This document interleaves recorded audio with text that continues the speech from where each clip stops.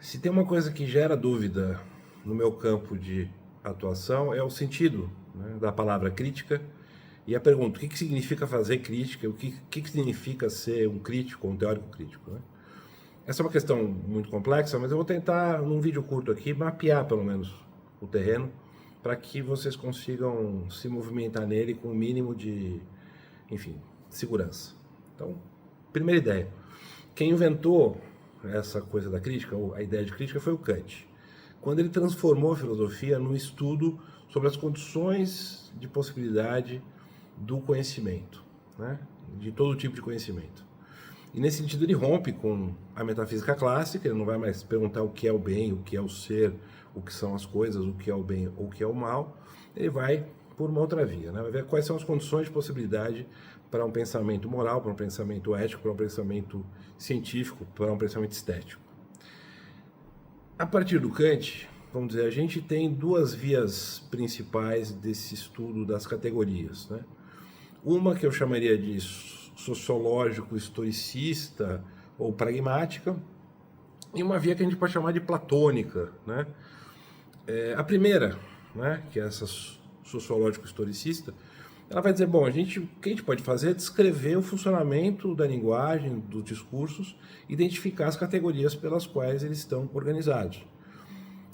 Aí, nesse campo, tem gente que vai dizer que a filosofia não faz mais sentido, que só faz sentido fazer ciências sociais, identificar a maneira como os seres humanos significam, né, ou dão significado para a sua própria vida. E também tem filósofos, digamos, pragmáticos, que vão dizer, olha, vamos olhar aqui como é que a linguagem funciona e identificar os seus usos. É isso que dá para fazer. Nessa dimensão, né, sociológico, historicista, pragmática, a dimensão, né, digamos, da gente pensar no que a sociedade deveria ser, ou como é que a gente constrói um mundo melhor, como é que a gente pode imaginar uma sociedade mais justa, mais igualitária, se perde, né? A gente vai trabalhar com uma espécie de empirismo, reconstrução de categorias, e não com um pensamento que vá buscar alguma ideia de, sei lá, verdade, moral, ética, etc. Né? A via platônica, né, ela vai apostar na possibilidade de encontrar uma espécie de gramática universal, vamos dizer assim, né, de um sentido último para o uso da linguagem, uma espécie de infraestrutura básica, e aí metafísica, talvez a gente possa chamar, acho que vale a pena chamar de metafísica, para o uso da linguagem, e a relação desse modo de pensamento com o uso comum da linguagem acaba sendo uma espécie de síndico, né? Uma espécie de controle, né? Uma espécie de, enfim, sei lá, fiscal de fronteira para dizer quando a gente está usando a linguagem certa ou quando a gente está usando a linguagem errada, né? Então, o pesquisador nesse campo, ou o filósofo que se coloca nesse campo, se coloca numa posição de dizer, olha, eu estou aqui identificando qual é o uso correto da linguagem, essa é a maneira, digamos, adequada, e os usos equivocados precisam ser apontados. E também, nesse caso, muitas vezes a dimensão ética e a dimensão moral é identificada como uma espécie de patologia, né? Porque é um uso irracional da linguagem, né? Que, para alguns autores, que pensam por essa via, digamos, platônica, né? De uma certa maneira, tudo isso é crítica. Tá? Todas essas vias são críticas, né? A gente tem algumas variações, né, desse campo empirista ou, sei lá, platônico, né? Que é, por exemplo, eu acho a desconstrução, né, que é uma visão das categorias no sentido de dizer, olha, não existem categorias fixas, o que existe na verdade é um fluxo, né, de reconstrução categorial constante, e o papel do crítico é denunciar toda naturalização que aconteça. Então, tem um pouco de empirismo, porque tem a ver com enfim, identificar as categorias, né, e ver como é que elas estão sendo, né, utilizadas no uso cotidiano da linguagem.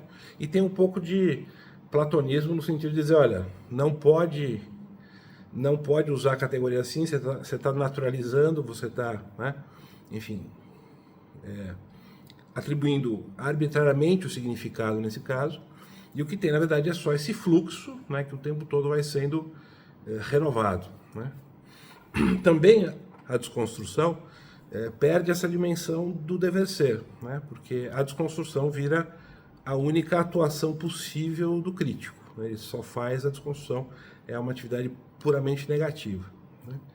Então, a teoria crítica frankfurtiana vai tentar achar uma solução que não seja nenhuma dessas. Não é nem um empirismo, né, e nem um, digamos assim, um platonismo, e também não é a desconstrução, que é uma solução muito perspicaz, mas que também não nos dá essa dimensão do dever ser.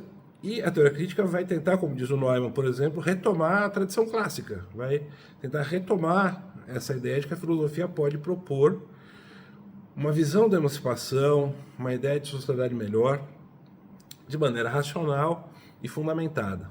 Então, como é que é essa quarta via, digamos assim, né? É basicamente a ideia de que a gente vai, então, identificar os usos da linguagem, ver como é que os grupos, né, enfim, aí, empiricamente, via sociologia, ciências sociais, mesmo uma reconstrução dos discursos, análise da linguagem, enfim, em análise de discurso, tudo isso ajuda para identificar como é que a linguagem está sendo utilizada, e a gente vai imaginar, né, como é que a gente pode construir uma sociedade em que os diversos desejos e interesses que se expressam na linguagem possam ser articulados, possam ser organizados numa forma política, né, numa forma de existência em que se consiga equacionar os vários interesses e os vários desejos, né? Então, tem um momento descritivo na teoria crítica, de inspiração frankfurtiana, né, e tem esse momento propositivo, né, utópico, digamos assim, trabalho da imaginação, como fala o próprio Horkheimer explicitamente, né, no texto que ele escreve lá, Teoria Tradicional e Teoria Crítica. Então, a imaginação do crítico vai imaginar uma sociedade emancipada e vai colocar essa imagem para debater com os agentes sociais, com a sociedade, né, vai se alimentar desses debates e vai tentar construir nesse processo interativo uma sociedade melhor, né? Então tem essa dimensão científico-descritiva na teoria crítica e também tem essa dimensão utópica, né? Mas é um utopismo dialógico, enfim, democrático, né? Que procura sempre se alimentar do debate com a sociedade, com os agentes sociais. Então temos essas quatro vias, né, do que significa trabalho crítico, e aí vocês podem escolher onde vocês se situam, né?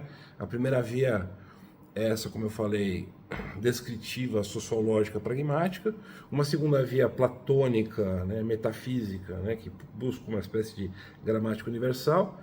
A desconstrução, que é uma espécie de crítica puramente negativa, né, e não aponta para emancipação. E temos a tradição frankfurtiana, que procura compatibilizar essas duas dimensões, a descritiva com a normativa.